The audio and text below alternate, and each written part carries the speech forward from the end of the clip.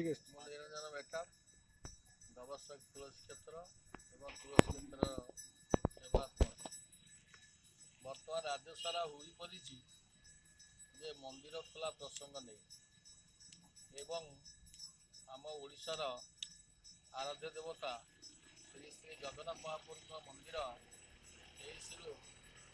पुरीवासी एवं 3 समस्त खोल प्रयास प्रशासन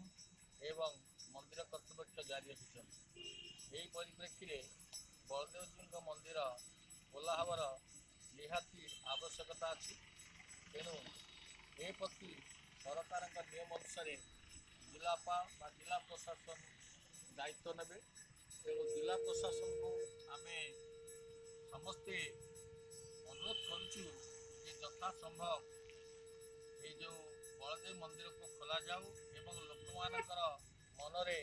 दीर्घ दिन धरी जो बलदेव जी दर्शन करने प्रतीक्षा कर अंत घटू तेणु प्रशासन सजागर सहित किपरि भाव में कोविड कटकणा भितर मंदिर खोल जापर एवं समस्ते दर्शन पाए तार निहाती व्यवस्था करवा उचित। समस्त समस्त कवर करे मो साथ विश्वास ना पछु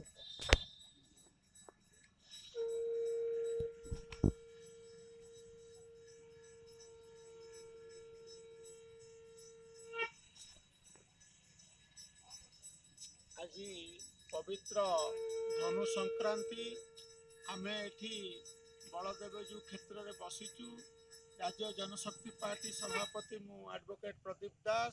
आम सांगरे 1 number ward 2 number 7 number ward एवं बुद्धिजीवी सब उपस्थित थिले आमर आमे आज दलर सांगठनिक कथा आलोचना कलु छात्र एवं युव समाज दलित समाज आम सांगरे थिले आज आमर दल तरफ जनशक्ति पार्टी तरफ आमे प्रशासन तरफ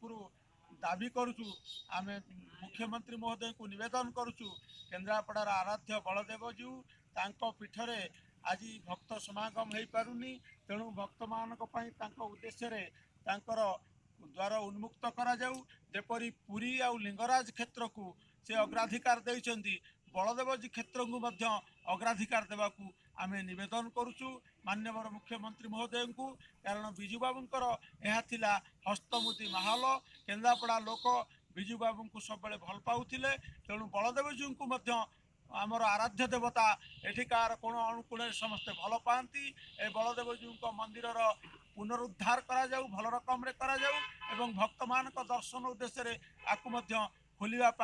जेते शीघ्र आमे दाबी जनाऊँ।